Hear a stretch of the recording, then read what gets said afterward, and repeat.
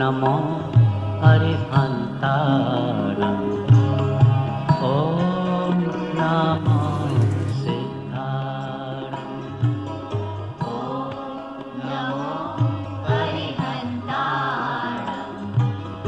ॐ नमो सिद्धाणं ॐ नमो आयर्याणं ॐ नमो पूज्यायाणं ॐ नमो आर्याणं ॐ नमो जायाणं नमो लोहे सौसापूर्णं नमो लोहे सवसाहूणं नमो लोहे सौसापूर्णं नमो लोहे सवसाहूणं परं कृपाळुते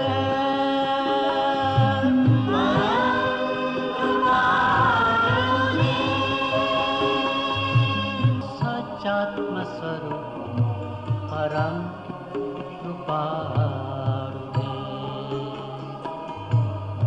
सच्चात्मस्वरूप परं गुरु सहजात्मस्वरूप परं नमो अनन्ताय नमो सिद्धाय नमो आर्याय नमो भोज्याय नमो लोये सौसाय नमो समय साराय स्वामी विद्या प्रकाशते स्वभावाय भावाय सर्वभावां सर्वसिद्धे मंगलम भगवान विष्णु मंगलम गौतमो मुनि मंगलम कुंड कुंडार्यो जैन धर्मोस्तु मंगलम सर्वमंगल मांगल्यम सर्वकल्याण कारकम प्रदानं सर्वधर्माणां जैनं जयतु शासनम् ओंकार बिंदु संयुक्तम नित्यं ध्यायन्ति योगिनः कामदं मोक्षदं चैव ओंकाराय नमो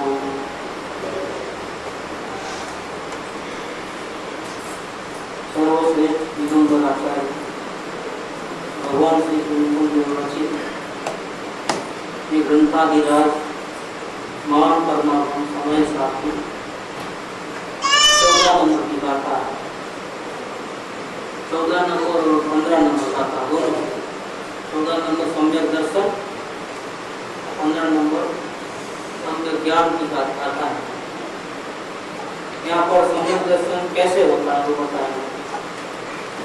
उस शुद्ध नय को अब गाथा सूत्र से कहते हैं। शुद्ध में हमने श्लोक लिया, अब आचार्य देव उसी बात को मूल गाथा के द्वारा समझाने की कोशिश कर रहे हैं। प्राकृत ने जो पश्यति अपान अबद्ध पुत्रम अणयम इनवम अविशेषम संजुतम तम शुद्धनयम व्याणी, इसका हिंदी में श्लोक बनाया है। अन्नबद्ध स्पष्ट अनन्य अरूप जो नियत देखे आत्म को अविशेष अंसंयुक्त उसको शुद्ध है तुम जान गाथा। जो नए आत्मा को बंध रही, पर के स्पर्श से रही, अन्यत्व से रही, चला चलता से रही, विशेषता से रही, अन्य के संयोग से रही, ऐसे 5 भाव रूप से देखता है। उससे 5 भाव से क्या क्या बढ़ता है, क्या लिखा है, देखता। समय साथ में आचार्य की लैंग्वेज ऐसी सुनता है, पढ़ता है, सोचता है, ये बात नहीं। क्या लिखा है? इन 5 भाव रूप से देखता, ये अवलोकन आ गया। देखना मैंने क्या? उसे हे शिष्य तू शुद्ध नहीं जान। वो जो दृष्टि, एक इसलिए क्या कहते हैं? दर्शन कहते हैं, आत्मदर्शन, सम्यक दर्शन। दर्शन शब्द क्यों साथ में आए? कि हर एक के पीछे अवलोकन, अवलोकन दिखना। सोचना तो मन के आधार से होता है, पढ़ने में तो बुद्धि और आंख चाहिए, इंद्रियों का आधार है। लेकिन देखने में मति विज्ञान के द्वारा डायरेक्ट देख सकता है, जान सकता है। देखने से जानना होता है सही में। तो यह क्या बताया उन्होंने कि 5 भाव रूप से जो देखता है, मैं सुनाता हूँ आत्मा की बात और सुनता है 5 भाव वाला आत्मा, ऐसा नहीं। ये 5 भाव से देखता है, उसका नाम सम्यक दर्शन। और उसको पाने का जो तरीका है वो शुद्ध ज्ञान। इसे हे जीव हे शिष्य तो शुद्ध जान। टीका जो बनाई है, गुरुदेव कहते थे कि भरत चक्र में आत्मज्ञाति टीका जो अमृतचंद्र स्वामी ने बनाई है, इसके जैसी अभी तक कोई टीका भरत चक्र में इससे बढ़िया टीका नहीं। सबसे बेहतरीन टीका है। टीका में अगर लिखा जाए तो अमृतचंद्र देव का नाम सबसे ऊपर आएगा। कुमकुम आचार्य देव के 1000 वर्ष के बाद अमृतचंद्र आचार्य देव हुए, जिन्होंने प्राकृत भाषा में जो 2 लाइन की बात थी मूल गाथा में, उसका बड़ा विस्तार करके संस्कृत में हमको समझाया। क्या कहते हैं अमृतचंद्र आचार्य? पूरा प्रकरण के साथ विस्तार से संस्कृत में विस्तार करके ये 5 भाव से कैसे देखना हो समझा रहे हैं। टीका निश्चय से मतलब हकीकत में अबद्ध अस्पष्ट अनन्य नियत अविशेष और असंयुक्त ऐसे आत्मा की अनुभूति, उसका नाम शुद्ध न्याय है। और ये जो अनुभूति है वो आत्मा ही है। क्यों? कि त्रिकाली ध्रुव, इसमें कोई शुद्ध पर्याय नहीं है। त्रिकाली ध्रुव आत्मा को देखेगा नहीं। देखेगा कौन? आत्मा को। आत्मा का अनुभव कौन करेगा? अवस्था ही करे, परिणति में, पर्याय में ही अवस्था।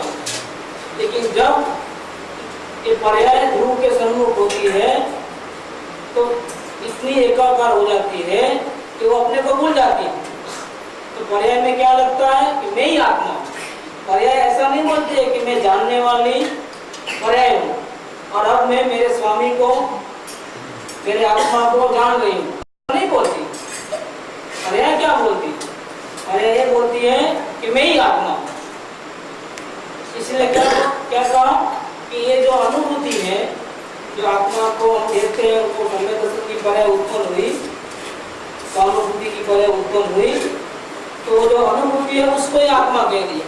क्योंकि आत्मा तो पहले से भी था, आत्मा तो पहले से भी था, अनुभूति नहीं था तब भी आत्मा था। लेकिन बताया किसने? किसने बताया कि जो अंतर्मुख ज्ञान की पर्याय अपने स्वरूप के सम्मुख हुई, उसमें ज्ञान का फोटो आ गया। इसलिए ये जो अनुभूति है वही आत्मा। ये सम्यक दर्शन का जो परिणाम उत्पन्न हुआ, अनादि से आज तक अपने भगवान को देखा नहीं था, लेकिन गुरु के कहने से, गुरु के मार्गदर्शन से, अवलोकन और विज्ञान के पुरुषार्थ से अपने आप को अंतर्मुख होकर के देखता है। पर्याय द्रव्य सम्मुख होती है तो उसमें रागादि भाव हट जाते हैं, सारे विकल्प खत्म हो जाते हैं। विलीन संकल्प विकल्प जाना, सारे विकल्प संकल्प विकल्प खत्म हो गए और वो जो दृष्टि है वो किस पे पड़ गई? ज्ञायक पे पड़ गई। तो ज्ञायक का फोटो किसमें आया? जानने वाली अवस्था में आया। तो ये जानने वाली अवस्था उसको आत्मा कह दिया। क्यों? कि इसके पहले आत्मा था वो किसको मालूम? अब मालूम पड़ा। ऐसे गुरु ने कहा था वो मालूम पड़ा, लेकिन वो इनडायरेक्ट मालूम पड़ा। अभी क्या हुआ? डायरेक्ट मालूम पड़ा। तो वो जो गुरु का कहना माना तो संकेत नंबर 1 था। गुरु का कहना माना तो क्या था? वो संकेत संकेत नंबर 1, लेकिन वो संकेत नंबर 1 कब कहलाएगा? जब ये संकेत नंबर 3 करेगा तो पर्याय जो है जानने वाली आत्मद्रव्य समूह होकर के उसमें एकाकार लीन हो जाएगी, अपने आप को भूल जाएगी। वो ऐसा बोलेगी कि मैं अवस्था नहीं हूँ, मैं परिणामवान नहीं हूँ, मैं तो अपरिणामी ध्रुव तत्व हूँ। कौन बोलती है? पर्याय बोलती है। इसीलिए वो पर्याय को क्या बोलते हैं? ये जो अनुभूति की पर्याय है वो आत्मा ही है, आचार्य देव कहते हैं। तो पर्याय तो परिणामशील होती है, इसको आत्मा कैसे कहते हो? नहीं, आचार्य अनुचंद्र देव कहते हैं कि ये जो आत्मा को देखने वाली प्रवृत्ति है वही आत्मा। देखो भेद निकल गया, और क्योंकि वहाँ भेद रहता भी नहीं है, जब देखते हैं तब एक में हो जाता है। मैं आपको घटता हूँ तो आपको समझ में आएगा। यहाँ पर तो पर्याय को आत्मा कह दिया। आत्मा के कहने के पीछे आशय क्या है कि पर्याय आत्मा को देख करके शुद्ध होती है, इसलिए उसको नहीं, ऐसा नहीं। आत्मा को देख करके शुद्ध होती है नहीं होती, वो पर्याय की बात नहीं। मैं आपको घटता दूंगा तो समझ में आ जाएगा कि पर्याय को यहाँ आत्मा क्यों कहा। पर्याय तो पर्याय है, जैसे अनुभूति की पर्याय हुई तो एक समय रहती है, दूसरे समय तो उसके वापिस बाहर आ जाता है क्या? तो हमेशा थोड़ा टिकती है, जबकि आत्मा तो हमेशा टिकता है। लेकिन यहाँ सम्यक दर्शन की पर्याय को आत्मा क्यों कहा? जो पर्याय में अपने भगवान आत्मा का दर्शन होता है तो ये अनुभूति ही आत्मा है, ऐसा क्यों कहा?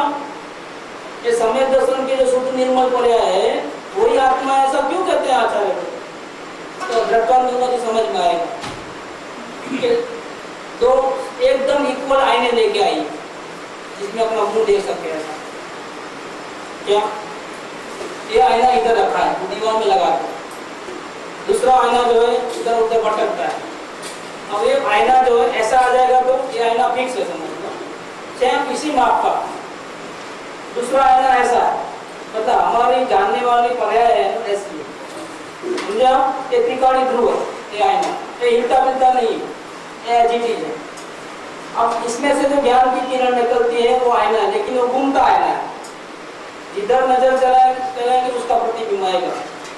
अगर ये पंखे को देखेगी तो पंखे का फोटो आएगा, तो छवि को देखेगी तो छवि का फोटो आएगा। और सम्मुखता जब तक रहेगी तब तक बाह्य प्रतिबिंब पड़ेगी, लेकिन वो फिर करके ऐसा फिर जाएगा। कितना फिरे? आधा फिरे, पूरा घूम के ऐसा नहीं आ जाएगा। समझा? कितना घुमाना इसको? इतना ही, आधा घुमाना। पूरा घुमाएंगे तो वापिस उधर आ जाएगा, वापिस बाहर देखना शुरू करते हैं। तो ये आईने को आप उल्टा रखते हो इनके सामने।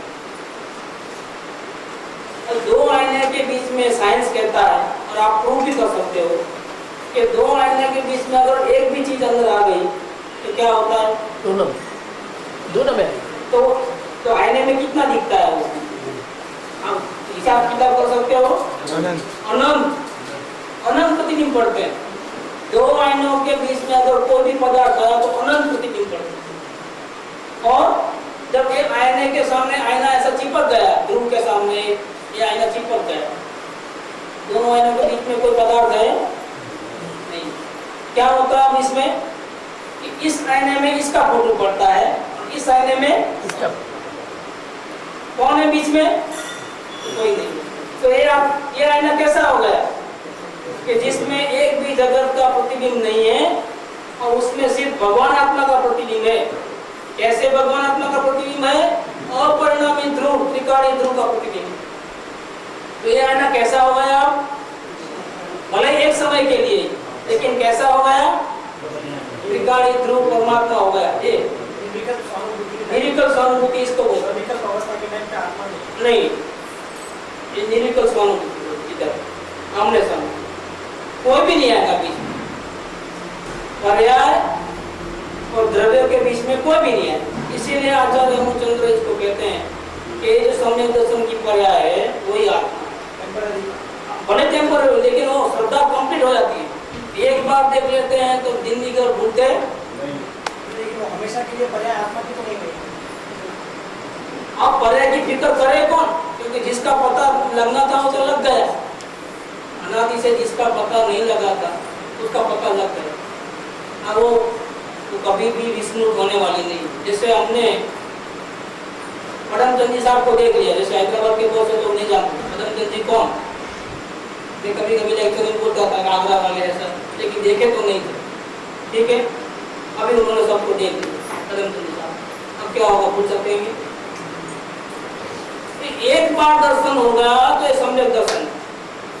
अभी कोई भी कैसे भी आ गया इनको नहीं भूल सकते, जब भी रास्ते में मिलेंगे तो एक ही पदम कैसे आ गया, कभी भी मिलेंगे तो पहचान, श्रद्धा हो गई कि यही पदमचंद जी है।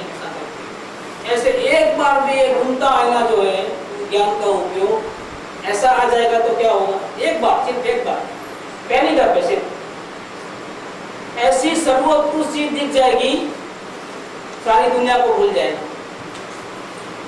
स्वर्ग लोक का इंद्र पद मुझे नहीं चाहिए, तीन लोक का राज मुझे नहीं चाहिए, क्योंकि मुझे परमात्मा मिल गया। मारो धन्य कहो आज अवतार रे नया मने, हाँ इस पर्याय को नमस्कार किया, उसकी महिमा की। जो पर्याय अपने स्वामी को छोड़कर के उधर उधर भागम दौड़ी करे, क्या अपने परमात्मा को छोड़कर के जिनेश्वर भगवान को देखे, तो पर्याय कहाँ अपनी है? क्या ये तो अपने पर्याय को देखती, धन्य हो गई पर्याय। किस तरीके से पर्याय होता है?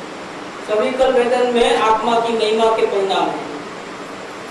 आत्मा की महिमा करते करते एक गच हो जाता है, आत्मा प्रदेश में जाकर के आ जाता है।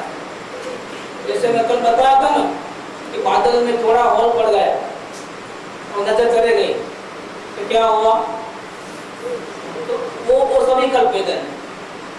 और पूरे बादल हट गए, पूरा सूर्य दिखता है, वो क्या है? वो निर्विकल्प वेदन। जब वो अभी ये दोनों आईने के बीच में क्या है? ये कोई भी नहीं। अगर दोनों आईनों के बीच में एक बीच में कपड़ा रख दो, हॉल वाला, कैसा हॉल वाला, तो बोलो इस पर्याय में, ये घूमते आईने में परमात्मा के दर्शन होंगे कि नहीं होंगे? होंगे, लेकिन कितने होंगे? पूरे होंगे कि थोड़े होंगे? क्या वो सांप की पूंछड़ी देखिए ना, ऐसा इससे पता तो चल जाएगा कि यही आत्मा है। बादलों के पूरे बादल थे, उसमें थोड़ा बादल हट गए तो सूर्य दिख गया, तो सूर्य आधा दिखा कि पूरा दिखा? दिखा तो आधा, लेकिन प्रतीति कैसे आई? हाँ ये सूर्य है, पूरे का विश्वास है। हाँ इसको बोलते हैं सविकल्प वेदन। क्या? और निर्विकल्प वेदन में क्या होता है? पूरे आवरण हट जाते हैं। बोलिए। केवल ज्ञान में जब कहते हैं कि प्रत्यक्ष आत्मा का अनुभव होता है, तब ये पर्याय भी इसका अस्तित्व भी नहीं रहता है। हाँ पर्याय तो अस्तित्व रहता है वहाँ पर, नहीं रहता है ऐसी बात नहीं। सम्यक दर्शन की पर्याय में और केवल ज्ञान में भगवान अपने आत्मा को देखते हैं, उसमें क्या फर्क है? क्या? तो देखो केवल ज्ञान के सामने ये जो अपना आत्मा का अनुभव चौथे गुणता में होता है ना, तो केवल ज्ञान में भगवान अपने आत्मा को देखते हैं, वो प्रत्यक्ष है। और ये सम्यक दृष्टि का जो अनुभव है कैसा है? परोक्ष है। फिर आप दूसरा देखेंगे कि सम्यक दर्शन वाले चौथे गुणता वाले के जो आत्मा का अनुभव होता है उसको प्रत्यक्ष कहो, तो निर्णय वाली भूमिका में जो भगवान आत्मा का निर्णय हुआ तो किसको बोलते हैं? परोक्ष बोलते हैं। समझे? अब आप देखो थर्ड नंबर कि निर्णय के वक्त में जो परमात्मा का दर्शन हुआ वो है प्रत्यक्ष, तो गुरु ने जो आत्मा बताया था वो क्या हुआ? इस प्रकार से परोक्ष माने इनडायरेक्ट जाना, लेकिन इनडायरेक्ट जाना। तो पहले हमको नहीं मालूम था कि हम कौन है, तो गुरु ने बताया कि भैया तुम बने बनाए भगवान, तू ही परमात्मा, तुम्हें शरीर रात वाली नहीं हो। तो हमने जाना और हाँ बोल दिया, तो क्या हुआ? ये आत्मा को जाना, लेकिन कैसे जाना?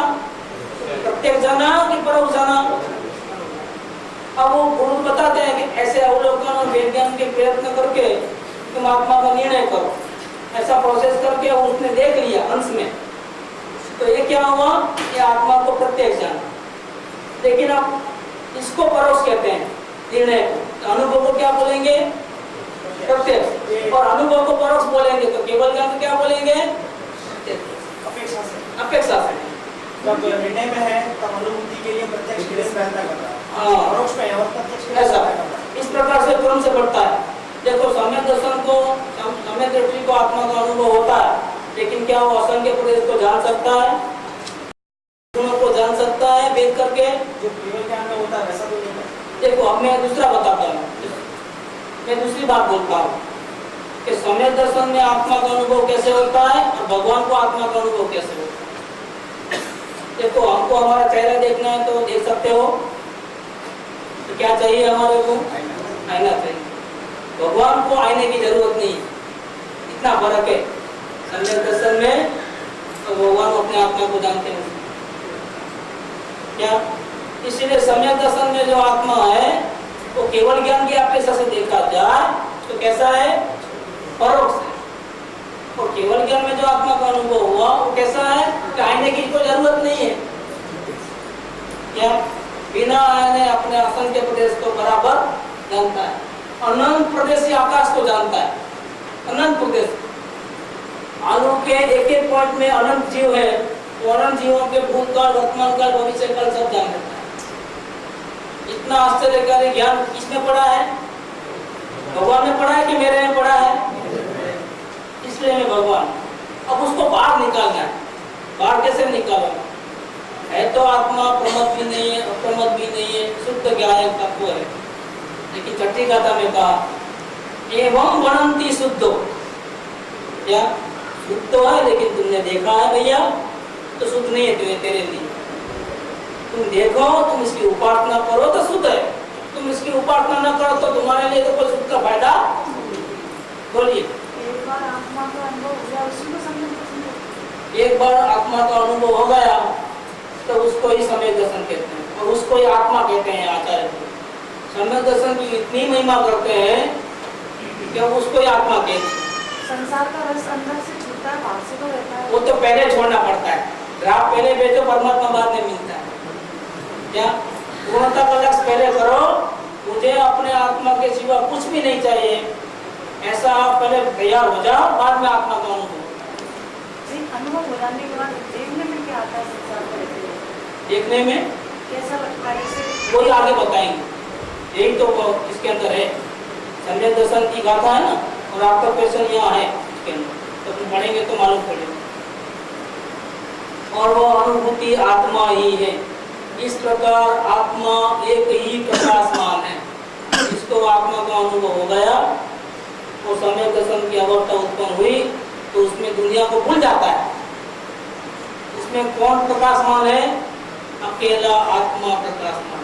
कौन सी अवस्था में? सम्यक दर्शन की नीलिकल अवस्था में, वहाँ दुनिया दिखती नहीं। अब देखो आगे कहते हैं, शुद्ध में आत्मा की अनुभूति या आत्मा सब एक ही है, अलग नहीं। ये ब्रैकेट में डाला है। और यहाँ शिष्य प्रश्न पूछता है, शिष्य को प्रश्न होगा कि जैसा ऊपर कहा वैसे आत्मा की अनुभूति कैसे हो गई? आप इतनी तारीफ करते हो, शुद्धने को आत्मा कहते हो, सम्यक दर्शन की अवस्था को आत्मा कहते हो, अवस्था है फिर भी उसको भगवान आत्मा का दर्जा दे दिया आपने, इतनी तारीफ करते हो, तो मुझे ये प्रकट करना है, मुझे सम्यक दर्शन प्रकट करना है। तो मुझे को इतनी बताओ कि मैं कैसे प्रकट करूं, सम्यक दर्शन को प्रकट कैसे करूं? अब इसके उत्तर में कहते हैं उसका समाधान यह है, उसका समाधान यह है, ऐसा करके शुरू करते हैं। देखो शिष्य को लालच लग गया क्या कि भले पर्याय में ही आत्मा का अनुभव होता है, और वो पर्याय कैसी है? शुद्ध आत्मा के बराबर है, क्योंकि अनुभूति है, सम्यक दर्शन है, वही क्या है? आत्मा है। ऐसा सम्यक दर्शन की पर्याय की पूजा होती है कि नहीं होती? रत्नत्रय की पूजा क्यों करते हैं? आत्मा की पूजा भी होती है, आत्मा का स्वरूप दिखाने वाले देवशास्त्र गुरु की पूजा होती है, पंचपरमेष्ठी की पूजा होती है, जिनवाणी की पूजा भी होती है, और सम्यक दर्शन की पूजा होती है कि नहीं होती है? कि होती है। गुरु की पूजा भी होती है। जो पाठ के लिया था ना गुरु कुमार देव की पूजा, क्यों? गुरु की पूजा भी होती है। तो यहाँ पर दर्जा दिया आचार्य देव ने। क्या उनको नहीं मालूम था कि अवस्था है? उनको ज्ञान नहीं था, ज्ञान उनको। लेकिन मैंने जो दृष्टांत बताया ना कि घूमते आईने में अवस्था में भगवान आत्मा दिखता है, इसका फोटो आ जाता है पूरा, वहां कोई नहीं दिखता है दूसरा, जगत दुनिया सब पार रह जाती है। इसीलिए ये पर्याय कैसी हो गई? भगवान आत्मा जैसी हो गई। इसीलिए उसको क्या कहा आचार्य देव ने कि सम्यक दर्शन की पर्याय है वही आत्मा है। आत्मा आत्मा को नहीं दिखाता है, ये अंतर्मुख जो ज्ञान की पर्याय हुई वो आत्मा दिखाता है, इसीलिए वो आत्मा के बराबर है। अब आगे कहते हैं कि वो आत्मा की अनुभूति कैसे हो, हमको भी प्रकट करना है, हमको भी देखना है कि वैसे भगवान कैसा है, जिसके दर्शन मात्र से जन्म मरण के बीच खत्म हो जाए क्या, और इंद्र के साय भी चक्र की संपदा कौवे की विष्ठा के समान लगे, वो समय दर्शन कैसा होता होगा? हमको दिखा दो रास्ता, हम भी देख लेते हैं। इस शिष्य ने प्रश्न किया, उसका समाधान यह है कि बद्ध स्पष्ट आदि भाव अभूतार्थ है, इसीलिए यह अनुभूति हो सकती है। बद्ध स्पष्ट तो आदि भाव कैसे हैं? अभूतार्थ, इसीलिए यह अनुभूति हो सकती है। इस बात को दृष्टांत से प्रकट करते हैं, क्योंकि लैंग्वेज हाई है तो आचार्य देव को समझ में आ गया, तो क्या करते हैं? तो दृष्टांत के माध्यम से समझाते हैं। क्या दृष्टांत है? कि जैसे कमलिनी पत्र जल में डूबा हुआ हो तो उसका जल से स्पर्शित होने रूप अवस्था से अनुभव करने पर वो जल से स्पर्शित होना वो भूतार्थ है, सत्यार्थ है। तथापि जल से किंचित मात्र भी स्पर्शित होने योग्य कमलिनी पत्र के स्वभाव के समीप जाकर के अनुभव करने पर जल से स्पर्शित होना अभूतार्थ है, असत्यार्थ है। देखो दृष्टांत दिया, जैसे कमल का पत्र किसमें डूबा हुआ है? जल के अंदर, ऊपर पानी है, फिर कमल का फूल बाहर आया, उसके जो पत्ते डांडी में लगे वो किधर है? पानी के अंदर डूबे हुए, ठीक है ना? कमल तो कीचड़ में पैदा होता है ना, उसमें कीचड़ कीचड़ सब लग गया होगा ना पत्ते को, डूबा हुआ तो लगता है। क्या आप अगर वो दृष्टि से देखोगे तो डूबा हुआ है, बराबर सत्यार्थ है। लौकिक दृष्टि से देखोगे, क्या पर्याय दृष्टि जो लोग देखते हैं उस नजर से देखोगे, आपकी बात सही है कि कमल का पत्ता कहाँ है? जल में डूबा हुआ, बंधा हुआ, जल उसको स्पर्श करता है ऐसा, बद्ध स्पर्श, जल से गिरा हुआ माने बंधन में है, और कैसा है कि भीगा हुआ है, स्पर्श, उसको पानी का स्पर्श हो गया, ऐसा ही लगता है ना। कौन सी दृष्टि से? संसारी मिथ्या दृष्टि लोगों की नजर में देखा जाए तो, क्योंकि मिथ्या दृष्टि किसको देखते हैं? चित्त अवस्था को देखते हैं, वो द्रव्य स्वभाव को नहीं देखते। तो वो दृष्टि से तो तुम भैया सच्ची बोलते हो, लेकिन वो दृष्टि कैसी है? अभूतार्थ दृष्टि है, व्यवहार दृष्टि है। तो कौन सी दृष्टि से देखना चाहिए हमारे को? निश्चय नय की दृष्टि से, शुद्ध नय की दृष्टि से, भूतार्थ दृष्टि से देखो। तो भूतार्थ दृष्टि को देखना तो क्या देखना चाहिए? वर्तमान अवस्था देखनी चाहिए, किसका स्वभाव देखना चाहिए? देख, जैसे दूसरा दृष्टांत में दे दें कि पानी के कटोरे में ऊपर तेल का बिंदु डाल दो, इधर है तेल, पानी में है, लेकिन छुआ हुआ है, ऊपर ऊपर गिरता है ना। ऐसे कमल का पत्ता पानी में डूबा हुआ, लेकिन कमल के पत्ते का स्वभाव ऐसा है, ऐसे बाहर निकलो जरा भी पानी नहीं होगा, जैसे पानी में डूबा हुआ ही नहीं था। क्या ऐसा कि कपड़े को भिगाते हैं पानी में तो कपड़ा तो बाहर निकालते तो कैसा पानी टपकता है, कमल के पत्ते को बाहर निकाल क्या होता है? जैसे बाहर ही पड़ा है, पानी को छुआ ही नहीं, एक बूंद भी पानी नहीं रहेगी उसमें। क्यों? कि कमल का पत्ता ऐसा ही स्वभाव वाला। तो उस नजर से देखोगे तो कैसा लगेगा? वो हाँ बंधा हुआ है, कहाँ पानी स्पर्श किया है उसको? बिल्कुल नहीं किया है। किस वक्त स्पर्श नहीं किया है पानी से? पानी से बाहर रहता है तब, कि पानी के अंदर रहता है तब?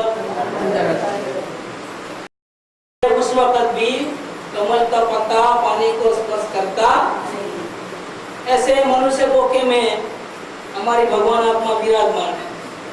बोलो, कोका चिपक गया है, भगवान आत्मा में घुस गया है। एक नजर है। सम्यक दर्शन क्या है? एक नजर है, दर्शन, नजर, दृष्टि है। उस दृष्टि से देखो आप, जैसे एक ग्लास है, उसमें आधा पानी भरा है, तो आधा खाली है ऐसा बोल सकते हो क्या? आधा भरा हुआ ऐसा ही बोल सकते हो? ये क्या है? नजरिया। आधा खाली बोलता है वो नाट्य से बोलता है, आधा भरा हुआ वो कैसे बोलता है?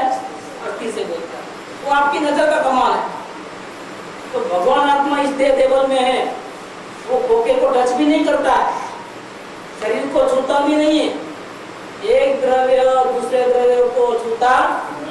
गुरुदेव श्री का पहला रत्न है, पंच रत्न दिए हैं ना उन्होंने गुरुदेव श्री। सबसे पहला रत्न क्या है? एक द्रव्य दूसरे द्रव्य को कभी भी छूता। तो ये शरीर जड़ पदार्थ, अनंत परमाणुओं का स्कंध, वो आत्मा को कैसे छुएगा? जड़ चेतन को कैसे छुएगा? छूता ही नहीं। तो हम अपने को मानते हैं कि हम बंधे हुए हैं, हम शरीर वाले हैं, हम संसारी हैं, हम गृहस्थ हैं। कैसे हम आत्मा को देख सकते हैं भैया? तो बोलते हैं तुम अवस्था की दृष्टि से देखते हो तो तुम ऐसे ही हो। सही बात है। तुम मनुष्य हो, तुम पुरुष हो, तुम स्त्री हो, तुम कुटुंब कबीले वाले हो, तुम दुकान वाले हो, घर गृहस्थी वाले हो। कौन सी दृष्टि से देखते हो भैया तुम? अवस्था की दृष्टि। लेकिन अंदर से देखो तो कैसे हो तुम? कौन घुस गया तेरे अंदर में? दुकान घुस गई, शरीर घुस गया, कैसे हो तुम?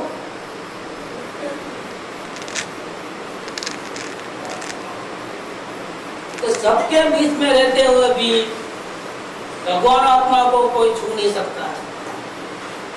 देखो, गर्मी को जानता है तो आत्मा का ज्ञान गर्म हो जाता है, ठंडी को जानता है तो आत्मा का ज्ञान ठंडा हो जाता है। या मिर्ची खाता है, तीखा तीखा लगता है, ठीक, आत्मा तीखा हो गया। गुड़ खाता है तो मीठा मीठा लगता है, तो ज्ञान मीठा हो गया कि नहीं हो गया? अरे जीभ भी मीठी नहीं होती है तो ज्ञान कहाँ से मीठा होगा?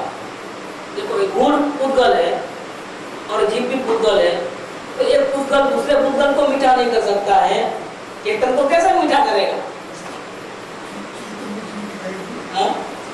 ज्ञान आया, प्रतिबिंब आया, आईने में उसका प्रतिबिंब आया, गुड़ का प्रतिबिंब भी आया और गुड़ के स्वाद का भी प्रतिबिंब उसमें ज्ञान में आया। लेकिन ये अपने को ज्ञान स्वरूप नहीं मानता है तो क्या फंस गया? इसको अपने परमात्मा का ज्ञान नहीं होने से तो क्या बोलता है? मैंने गुड़ खाया, गलत बात, मुझे मीठा लगा, वो भी गलत बात। क्या आत्मा गुड़ खा सकता है? लेकिन सब गलत। एक गलती कर दिया, एक और एक तीन, अब सब गड़बड़ है। मूल में गड़बड़ तो सब गड़बड़ है। अगर ये मूल सुधर गया ना तो जितने बाद में करो सब ठीक है, जाओ। नहीं उठाया, निमित्त की तो बहुत कृपा है, गुरुदेव श्री की तो बहुत कृपा है। अगर वो नहीं होते तो हमको क्या पता था कि हम आत्मा है? इनकी तो बहुत कृपा है। और 5 समय में जब अपने अनुभव होता है, अपने उपादान से पुरुषार्थ करने से, तो निमित्त होता है कि नहीं होता है? होता है। 5 लब्धि में भी देखना लब्धि होती है कि नहीं होती है? देखना गुरुदेव, लेकिन लब्धि उनके वचन से यहाँ होती है कि नहीं होती है? अगर 5 लब्धि में तीसरी लब्धि देखना लब्धि है, शिवोत्तम लब्धि तो हम सब लेके आए, और पूर्णता का लक्ष्य करेंगे तो विशुद्ध लब्धि उत्पन्न हो जाएगी। अब कौन चाहिए? देखना चाहिए गुरु की। तो गुरु की देखना नहीं तारती है, लेकिन देखना लब्धि तारती है। लेकिन देखना लब्धि का निमित्त संबंध किसके साथ में है? गुरु की देखना के साथ। प्रत्यक्ष गुरु की देखना अगर हमारी आत्मा में प्रवेश करे तो अंदर में जो चले गया तो परिणाम होता है, उसका नाम क्या है? देखना लब्धि। देखना लब्धि के बाद सच्चा प्रयोग होता है अंतर्मुखता। अगर देखना लब्धि नहीं मिली तो प्रयोग कैसे करेगा? उसको कौन बताएगा कि भैया तुम अवलोकन करो, वेद ज्ञान करो? कौन बताएगा? तो वो अंदर में चले आता है, प्रयोग करता है। तो इसको क्या बोलते हैं? प्रयोग लब्धि बोलते हैं। और प्रयोग करते करते जब निर्णय की भूमिका आती है इसको बोलते हैं कारण लब्धि। क्या निर्णय वाली भूमिका क्या है, जिसमें दूसरा संकेत, कृपाणु ने क्या कहा उसको, दूसरा संकेत। और हम लोग क्या कहते हैं, आत्मा का भाव भाषण। ये क्या है, ये कारण लब्धि। तो चौथी लब्धि तक तो जीव अनंत पाल आया है, लेकिन ये पांचवी लब्धि को क्रॉस नहीं किया है। अगर एक बार भी पांचवी लब्धि हो जाए, बाद में आपको अनुभव के लिए कोई मेहनत करने की जरूरत नहीं। एक बार आपने अंश में परमात्मा को देख लिया ना, निर्णय कर लिया ना, खत्म हो गई बात। अब आपको कौन बुलाएगा? अब जिम्मेदारी किसकी, मौके में लेके जाने की? परमात्मा की, आपकी नहीं। आप जाओ, किधर जाना है जाओ। एक बार निर्णय कर लो, बाद में जाओ किधर जाना है। आपको अपने परमात्मा के पास आना पड़ता है। क्यों? कि आपका परमात्मा आपको खींच लेता है, आप जाने नहीं देता है किधर। अब ये अवलोकन की विधि से सीख लो, क्या निर्णय कर लो, फिर आप किधर भी जाओ, हिंदुस्तान में, पूरे वर्ल्ड में जाओ, किसी की बात पल्ले पड़ेगी, आजा फंसा जाए। इधर हमारे मंडल में जो आता है आजा फंसा जाए। शर्त एक है, एक ही शर्त है, शुद्ध आत्मा कल्याण की भावना होनी चाहिए। मुझे आत्मा के सिवा कुछ चाहिए ऐसा नहीं होना। इसको आत्मा से प्रेम है, वो एक बार आ गया ना, अवलोकन और वेदांत की बात सुन गया, तो उसको बोला तुम जाओ भाई यहाँ से, तो भी बोलते नहीं हमको यहाँ आना। उसको हकाला तो भी हाकलते नहीं, यहाँ भीड़ ज्यादा हो गई, कुछ तो कम हो जाओ। आगरा से इतने लोग आ गए, बेदारी से, वहाँ जगह इतनी नहीं है, क्या वहाँ तो 50 बेड है, और आप लोग 70-80 जने हो जाएंगे तो क्या होगा, थोड़े कम हो जाओ, हम यहाँ रोड पे सो जाएंगे। मैजिक नहीं है वो, गुरुदेव को बोलते थे ऐसा, लकड़ी में कुछ जादू है, ऐसा घुमाते हो तो आपके हो जाए, पैसा बहुत मिलता है। हमारे को कोई मैजिक नहीं, जो भी है वो गुरुदेव की कृपा है, अपना कुछ भी नहीं है इसके। तो कैसा होता है कि जैसे कमल का पत्र पानी में भिगा हुआ, बंधा हुआ दिखता है, ऐसा ये देव देवालय में पैक हो गया है, बंधे गया है, फिर भी आत्मा पैक नहीं हुआ है। आत्मा तो जब चाहे तब, अरे केवल ज्ञान हो सकता है शरीर रहते हो, समय तो सब क्यों नहीं होगा? भगवान को शरीर है, फिर भी अंदर में केवल ज्ञान हो जाता है कि नहीं हो जाता है? कौन रोकता है? तो शरीर के अंदर भले ही है, लेकिन शरीर को उसने छुआ। जैसे कमल का पत्ता बाहर की दृष्टि से देखो तो कहाँ है? पानी में।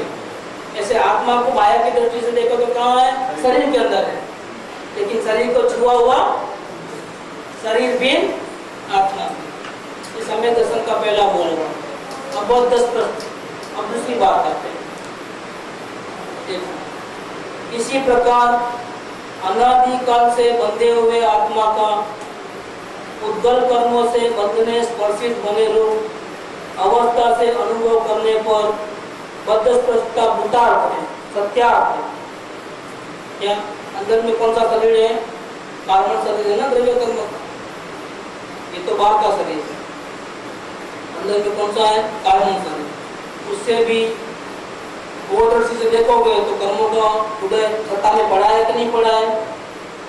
अनंत काल के जो हमने भूतकाल में कर्म बांधे तो हमारे सत्ता में है कि नहीं है? है। उसका प्रतिकूल उदय आता है कि नहीं आता है? ये भूख लगती है, क्यों लगती है भूख? असाता वेदी कर्मों के कारण। भूख का दर्द क्यों मिट जाता है? साता वेदी कर्म के कारण, उदय के कारण। खाना खाने से भूख का दर्द नहीं मिटता है, ये हमारा गलती है कि खाना नहीं खाया तो तकलीफ हो रही नहीं, असाता वेदी कर्म के उदय के। और फिर खाना खाया तो हमको शांति हो गई, भूख का वेदना खत्म हो गई। गलत बात, खाना खाने से भूख की वेदना खत्म नहीं हुई है, साता वेदनीय कर्म का उदय है। ऐसे नाम कर्म के कोई अपमान करता है आपको, यस नाम कर्म नहीं है, अपमान करता है। आप सच्चे हो तो भी आपको गाली देता है कोई, क्यों? अपयस नाम कर्म का उदय चल रहा है। और आप गलती करो तो भी आपकी ताली बजाए, आपको सीट पे बिठाए, आपको फूलमाला पहनाए, क्यों? यस नाम कर्म का उदय चल रहा है। तो अंदर में ये सब क्या है? सत्ता में पड़ा हुआ। अच्छा जा रहे थे और ठोकर लग के गिर गए, क्यों भैया? क्यों जाने आगे जाने की इच्छा को पूरी क्यों नहीं हुई? रास्ते पे जाए तो कांटा चुभ गया, ये क्यों चुभ गया भैया, कैसे चुभ गया कांटा? क्या हमने पूर्व काल में अंतराय कर्म बांधा है, तो हमारी इच्छा के अनुरूप से नहीं होता है, कोई ना कोई बाधा आ जाती है। अंतराय कर्मों के कारण कांटा चुभ गया, वेदना हुई असत्ता कर्मों के कारण, और हम आगे नहीं बढ़ पाते हैं। कांटा चुभ जाने से वो क्या हुआ, इच्छा तो आगे बढ़ने की बढ़ नहीं गया, क्यों? कांटा अंतराय में आ गया, अंतराय कर्मों के कारण। ऐसे 8 कर्मों सत्ता में पड़े हुए, जब तक वो पूरे खत्म नहीं होंगे तब तक आत्मा सिद्धालय में जाएगा। तो बंधा हुआ है कि नहीं है कर्मों से? हाँ, बंधा हुआ तो है, क्योंकि अभी आज का आज हो जाएगा नहीं, परमात्मा नहीं बन सकता, तो बंधा हुआ है ना, है। तो ये बात कैसे है? लेकिन वो कौन सी दृष्टि से बंधा हुआ लगता है? व्यवहार दृष्टि से बंधा हुआ।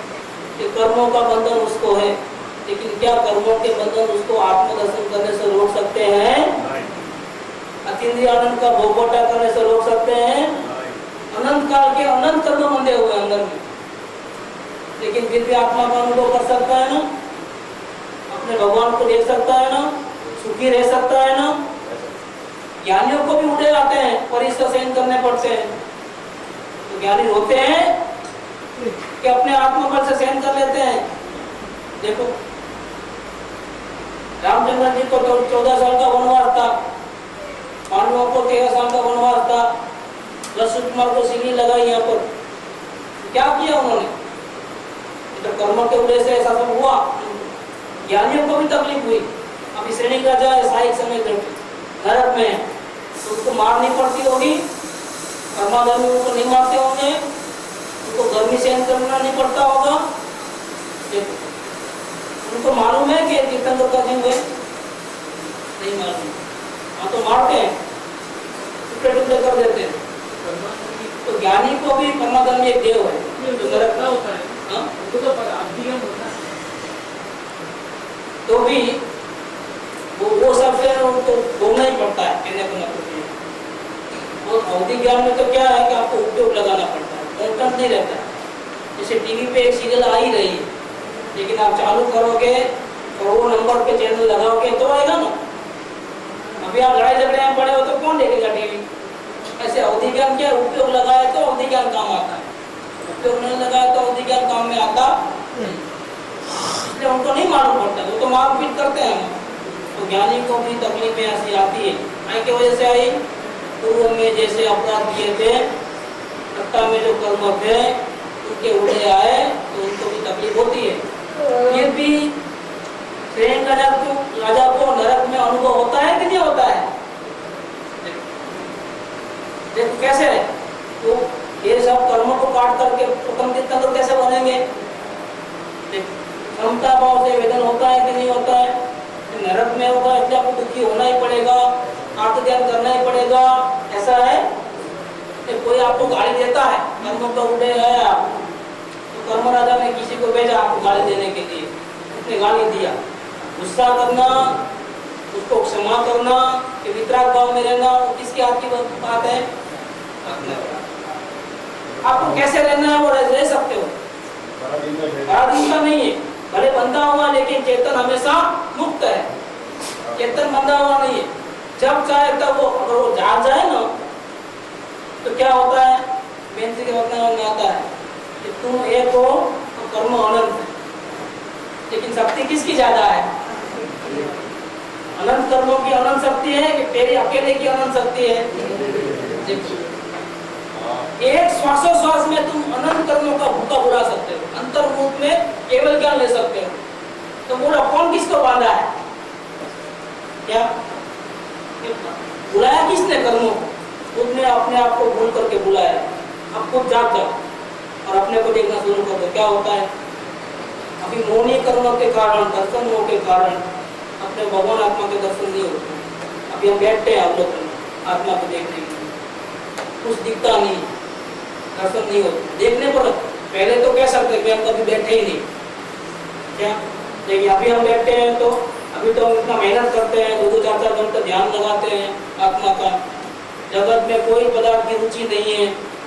अब तो दिख जाना चाहिए ना, क्या अभी नहीं दिखता है? इसका वजह क्या है? ये मोहनी कर्म अभी जिंदा है।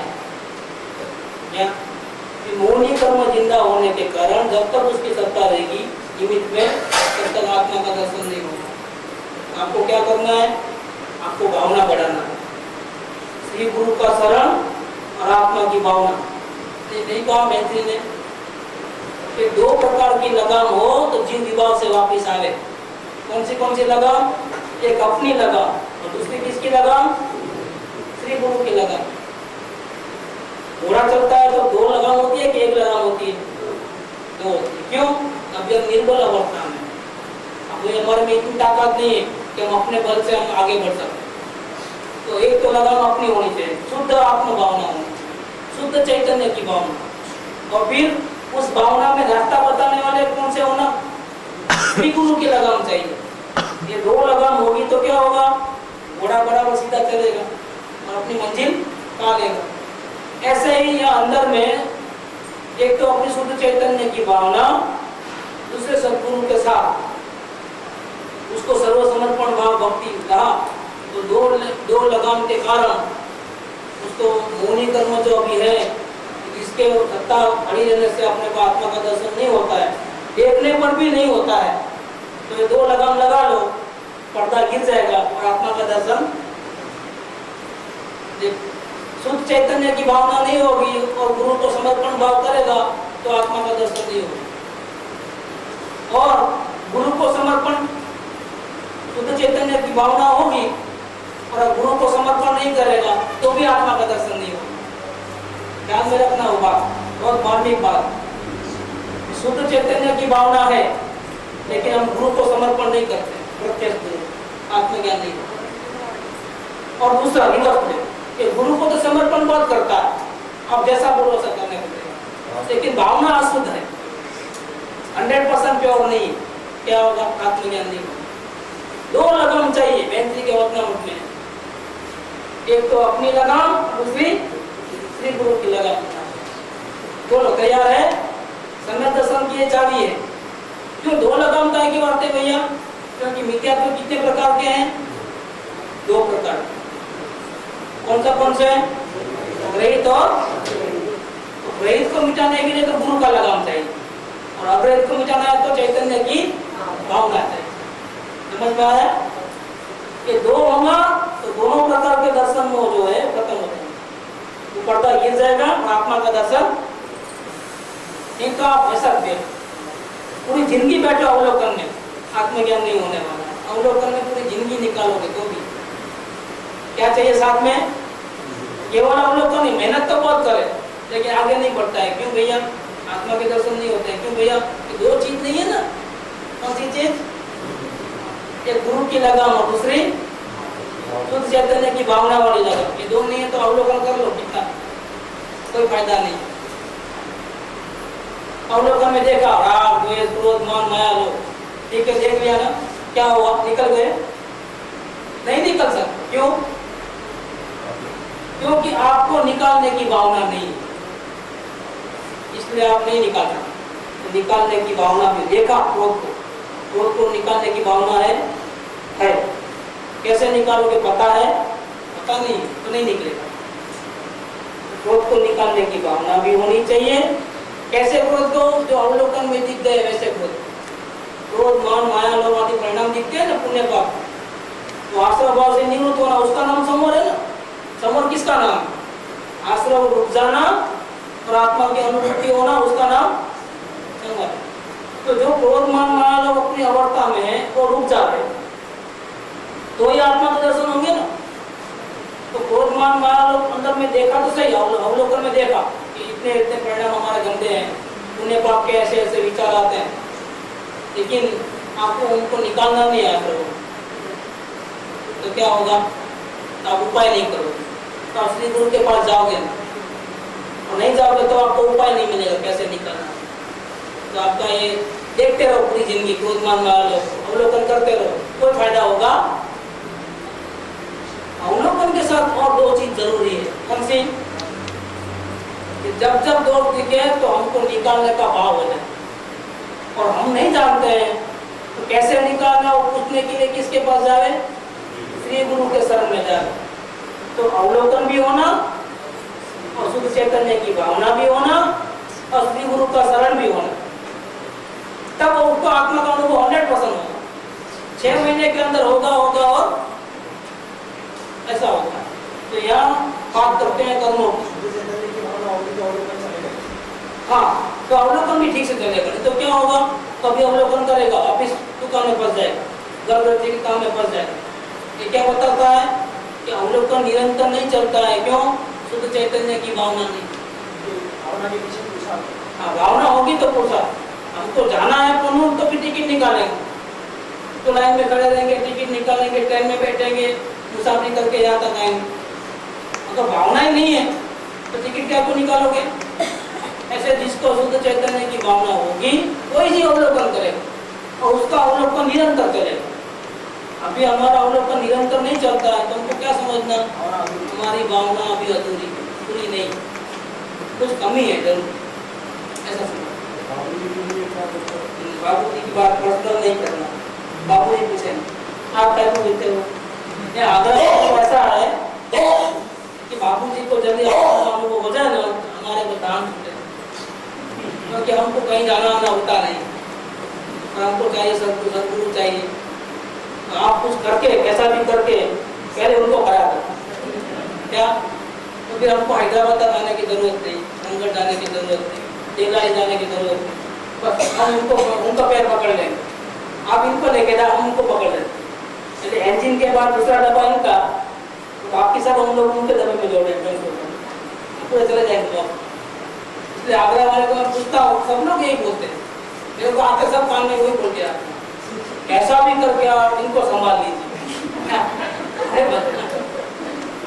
कैसे कर रहे हैं बोलो, वो उसका बाबू जी को जितनी फिक्र नहीं होगी उतनी फिक्र ये लोगों को है कि इनको जल्दी हो जाए तो हमारा गांठ छूटे, नंगा नहीं चाहिए मौका हमारे, अरे इनको खराब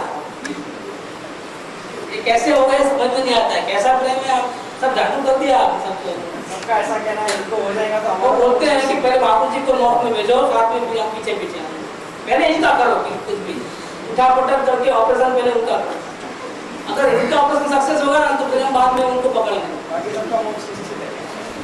भगवान भला करे। इसमें ऐसा है कि आगरा वालों का बाबूजी के प्रति जो प्रेम है ना, वो देखकर बाबूजी का व्यक्तित्व दर्शाता है वो प्रेम। हाँ, अच्छा भव्य जीव, भव्य जीव है तो ही ऐसा होता है, नहीं तो इतना लोग प्रेम कौन करता है। आदमी झगड़े होते हैं, आप लोग देवलाली सोनगढ़ के जयपुर कितने झगड़े होते हैं, आप लोगों को साधर्मी के प्रति इतना प्रेम है, बहुत बढ़िया बात है। एक उत्तम उदाहरण है हमारे सामने, इतना साधर्मियों में आपस में प्रेम तो होना चाहिए। देखो आप लोगों का प्रेम है अभी तो आए, क्या कहते हैं देखिए कि कर्मों से बंधा हुआ लगता है और हकीकत में है। दर्शन होने कर्म है, विख्यातों के कारण आत्मा का दर्शन नहीं होता। समय दर्शन को कौन रोकता है? विख्या दर्शन। विख्या दर्शन कौन है? मोहनीय कर्म है कि नहीं? रागदेश के परिणाम क्या है? कायिक कर्म। कायिक कर्म के परिणाम है ऐसे, कायिक कर्म मोहनीय कर्म, दर्शन मोहनीय कर्म, इन दोनों का मिला हुआ मोहनीय कर्म है, इसलिए आत्मदर्शन नहीं होता। कर्मों से बंधा हुआ है कि नहीं? है तो सही, कर्मों से बंधा हुआ तो, क्योंकि अनंत काल में कभी अपने आत्मा को जाना नहीं, तो कर्मों तक बहुत बांधा है। और सब कहाँ पड़े हैं कि ऊपर के शरीर के नीचे में एक 8 कर्मों का कारण शरीर है, जो हमको दिखाई देता नहीं है, तो जड़, लेकिन केवल कर्म है, हम अपने आंखों से देख सकते नहीं। तो बंधा हुआ तो है, लेकिन अब कहते हैं देखो दृष्टांत देते हैं वापस कि सत्यार्थ है, बंधन तो है, फिर भी उद्गल से किंचित मात्र भी स्पर्शित न होने योग्य आत्म स्वभाव के समीप जाकर अनुभव करने पर बद्ध स्पष्टता अभूतार्थ है और सत्यार्थ। बंधा हुआ है लेकिन कर्मों की चलती है कि आत्मा की चलती है? कर्मों की वजह से कोई आकर के हमको गाली देता है, अब वो हमको जबरदस्ती गुस्सा करा सकता है? नहीं करा सकता। वो हमको आत्मा को दर्शन करने में रोक सकता है? बिल्कुल नहीं रोक सकता। तो और किसका ज्यादा है, आत्मा का कि कर्मों का?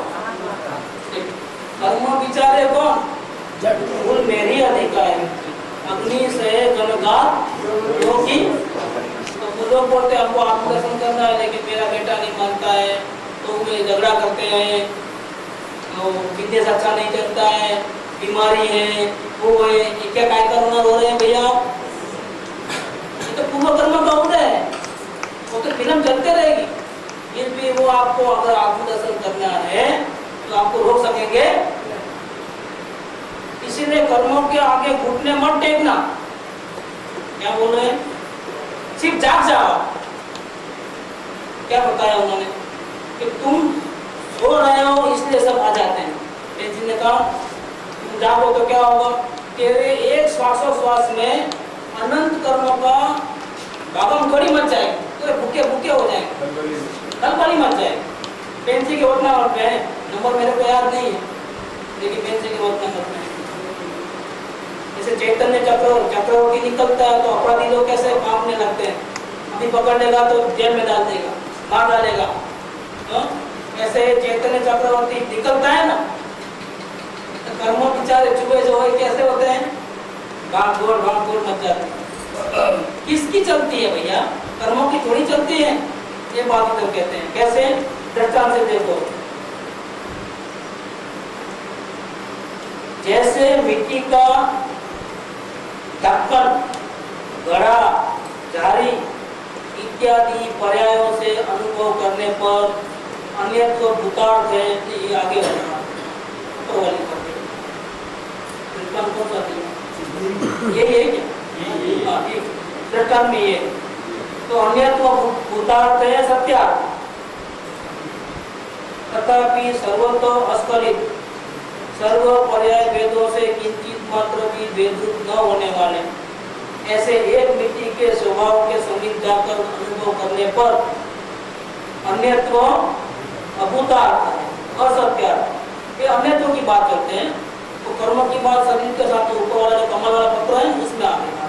अब दूसरा बात कहते हैं अन्यत्व कि आत्मा कैसा है कि किसी अन्य पदार्थ के साथ मिला हुआ नहीं। आत्मा किसी पदार्थ के साथ मिला हुआ नहीं।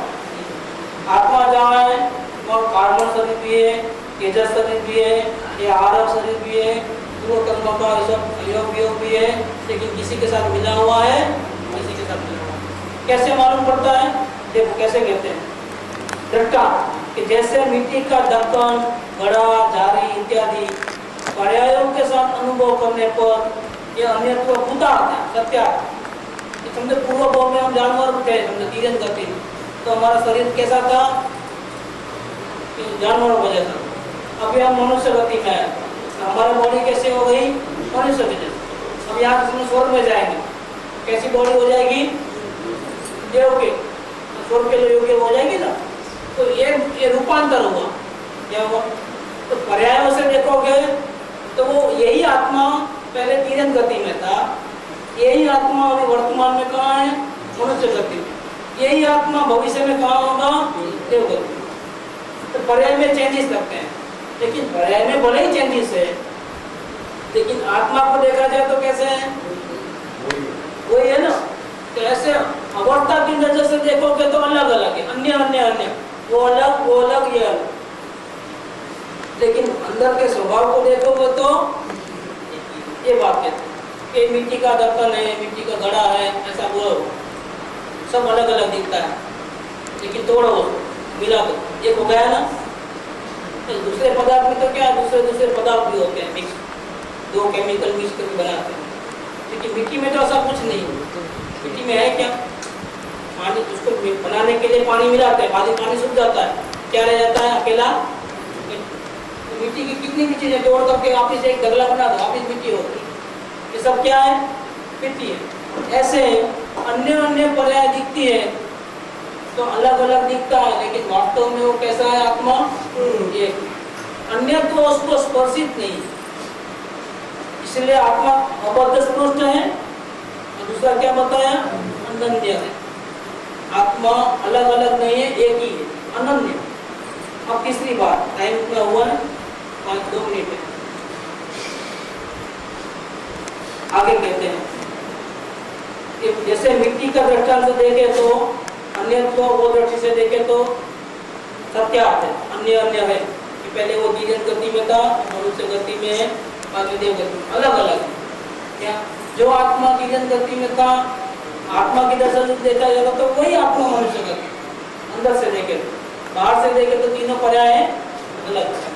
इसी प्रकार आत्मा का नारक आदि पर्यायों के अनुभव करने पर अन्यत्व पर्यायों के अन्य अन्य रूप से अन्यत्व भूता सत्या, तथापि सर्वतो अस्खलित सर्व पर्याय भेदों से किंचित मात्र भेद रूप न होने वाले एक चैतन्य आकार आत्मा स्वभाव के समीप जाकर के अनुभव करने पर यह अन्यत्व कैसा है? अभूता असत्या, ऐसे नहीं।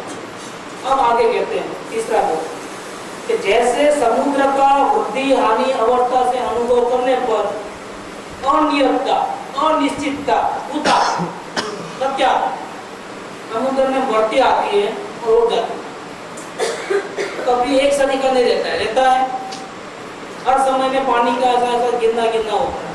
कभी चंद्र का उदय होता है तो क्या होता है? ऐसा हम लोग कभी लास्ट टाइम गए थे मार्च महीने में खींचड़ी, समुद्र में हमने देखा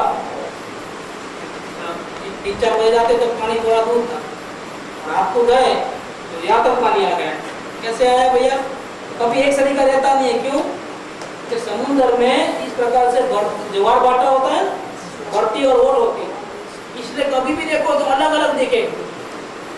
कभी भी देखो आप, कभी एकदम मोजे उछलते हो, कभी बिल्कुल शांत, कभी एकदम किनारा एकदम आगे चले गया, कभी देखो तो पानी यहाँ तक आ गया।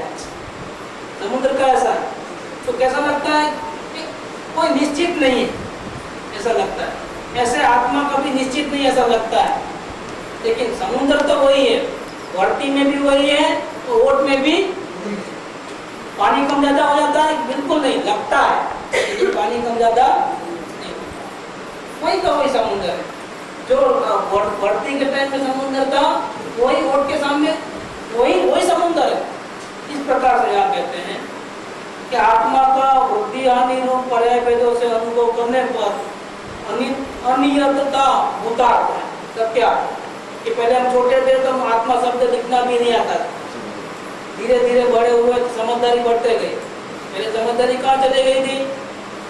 अतिश्रुत ज्ञान तो बढ़ से लेके आया था, तो पहले तो समझ इतनी नहीं थी, फिर गुरुदेव मिले तो इसके बाद आत्मा की समझ भी बढ़ गई, शास्त्रों का पठन किया तो और समझ बढ़ गई, इतनी बढ़ गई कि दूसरों को भी समझाने लग गए।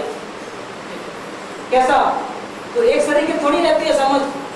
ऑफिस एक्सीडेंट हो गया, मार लग गया तो क्या हुआ? अब कुछ याद नहीं रहता है, समझ कहाँ चले गई ये सब? तो वृद्धि हानि रूप। लेकिन आत्मा कैसा है?